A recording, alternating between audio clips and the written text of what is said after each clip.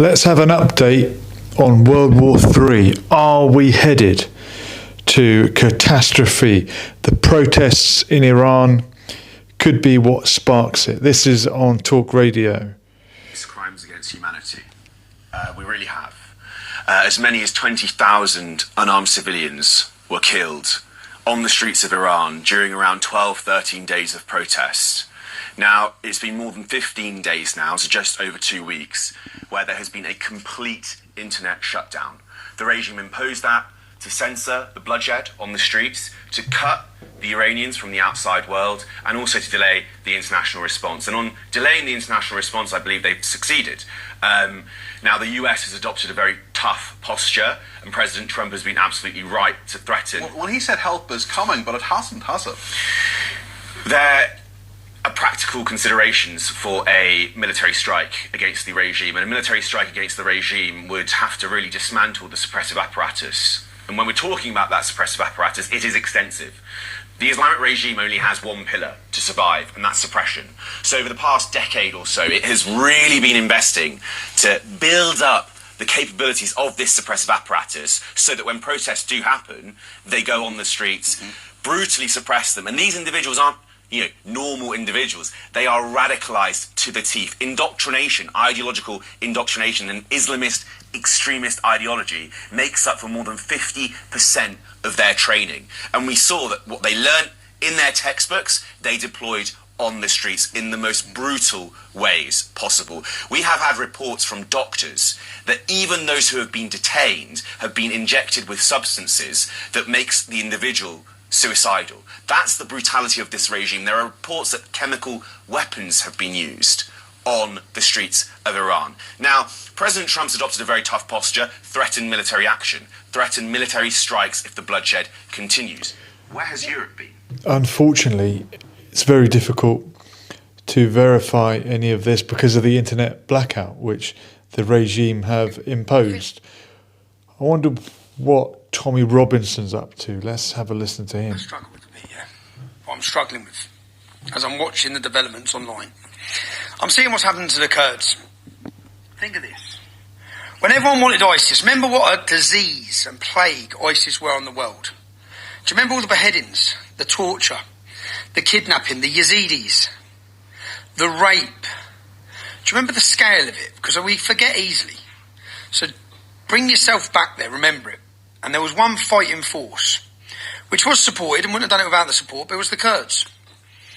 And they done it for their own good, probably, for their own safety, but it helped us. It helped the world. It helped freedom. It helped. So they've defeated them. Or the Kurds have then been responsible. You know Shamina Begum, we all say we don't want our own. Yeah?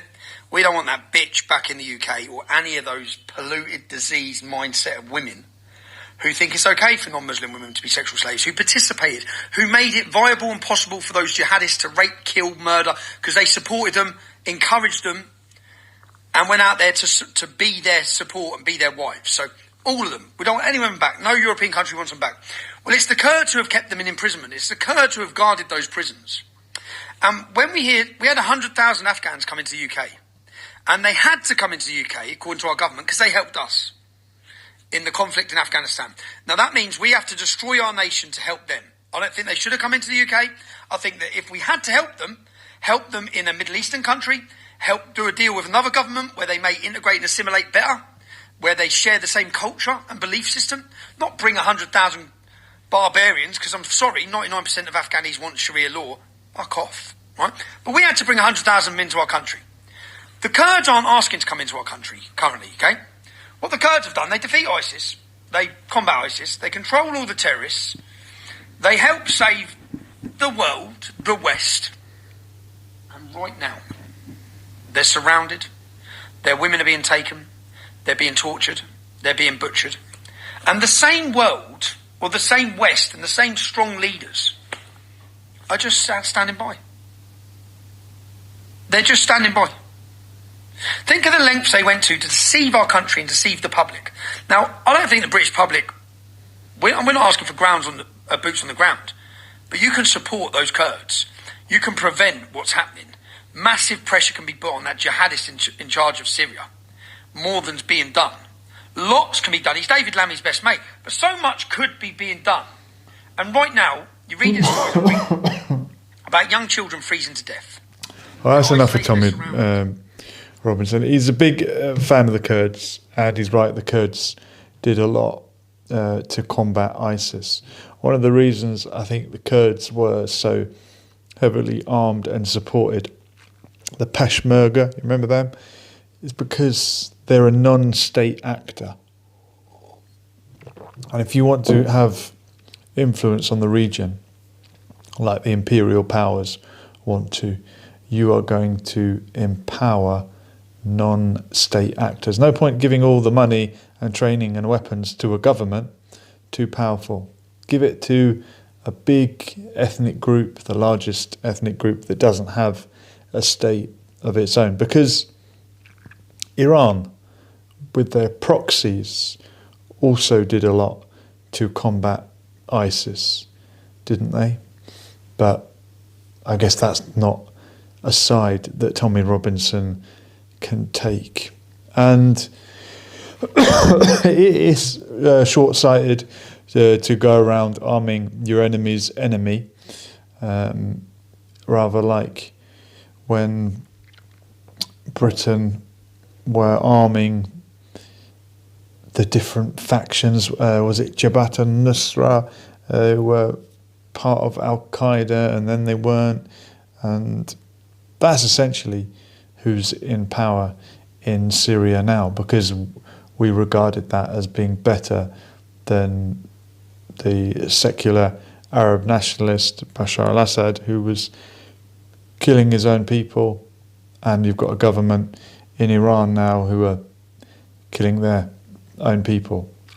It's hard to ascertain the numbers, but we know that people are losing their lives in the street.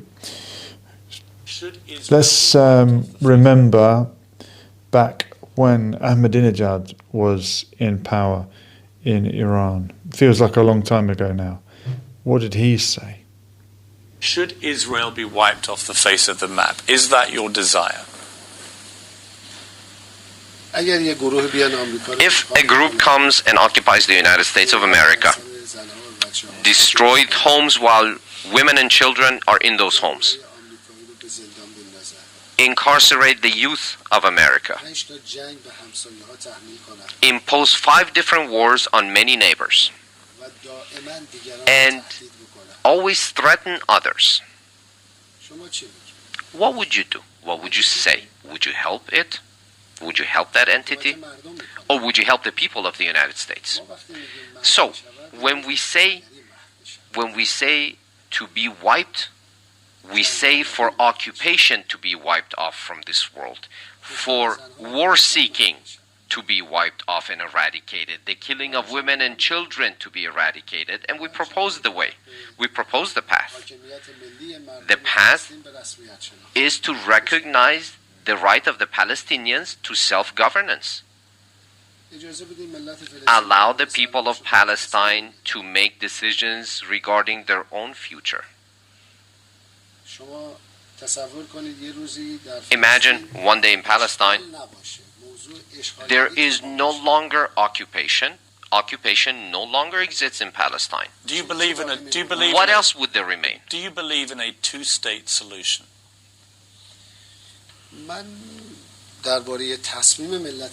About the decision of the people of Palestine, I cannot express it.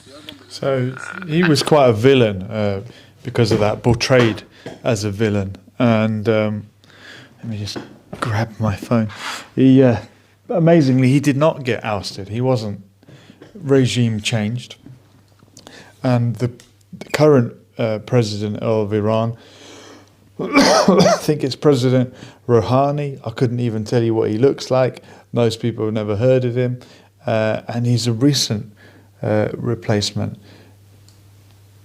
Ahmadinejad was much more of a caricature of a bad guy, of a villain. I remember going to a conference in Brussels, and John Bolton was there. Let's just say it was a very bit of a warmongering gathering, and they were showing like cartoon clips, cartoon caricature portrayal of Ahmadinejad and comparing him to people from the 1930s and 40s. So this demon, and maybe he's not a great guy, maybe he's done lots of bad things, but what he said there, I imagine, would put him in the crosshairs, as we say. There's also news from America that we want to look at carefully without getting the video taken down. This footage of the ICE agents seemingly, well, what is it? An execution? Have you seen this footage yet? And there's the. I don't want to show it too clearly, but there's people being pinned to the ground. Someone who appears to be restrained and under control is then seemingly executed on the spot. At what point do Iran say, "Well, we're gonna intervene to help American citizens"? Why does the West consider itself the police force of the world? Although maybe someone has to be. Maybe never again. Maybe when there are innocent people being wiped out, the world should do something. But is that something? Bomb another country.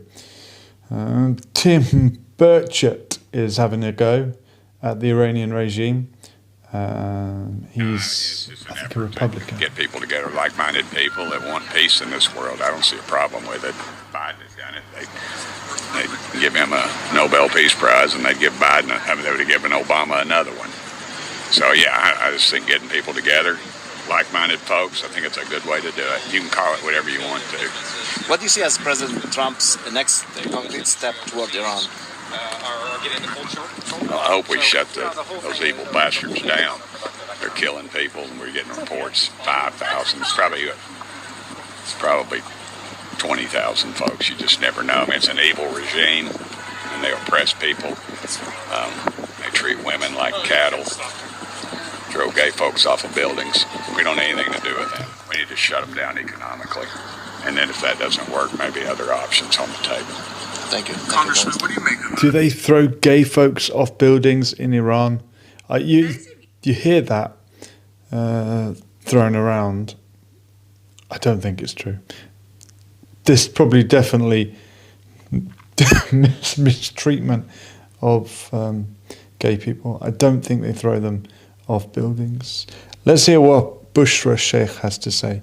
She's very much on board with the regime in Iran. You that follow my account might have noticed that I've been quite heavily focused on Iran news, what's going on inside of Iran, and really focusing on the way that Western media is framing the demonstrations and the protests. It has been one hell of a challenge to really get through Western framed narratives. I have recently found out that I've been put on some Find a Mercenary website. I believe that was created by a lady in Canada called Goldie Gamari. She's obviously a fervent supporter of Israel and is a Pahlavi diasporan Iranian. Remember when Ukraine had a kill list? That was pretty bad as well. Actually illegal in the UK, has been created to shut down dissenting voices that are speaking out against propaganda and to really just have control over the narrative. How abusive and from the gutter some of these individuals really are. It is a coordinated, orchestrated attempt.